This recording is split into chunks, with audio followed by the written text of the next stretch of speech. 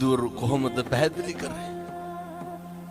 අචින්තිතම්පි භවති චින්තිතම්පි විනස්සති. මේ ලෝකේ කවදාවත් හිතන දේ වෙන්නේ නැහැ.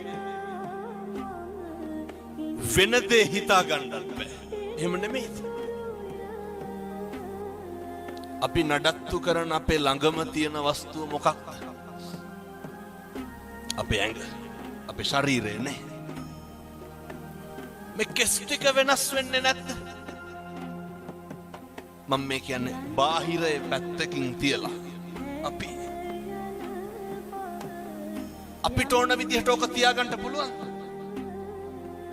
කම්මංගලං කින්ති කරෝමි. කර්මය දැඩි වුණාම හැම එකක්ම මේක වෙනස් වෙනවා. මතක තියාගන්න.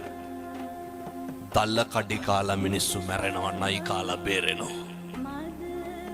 එහෙමයි.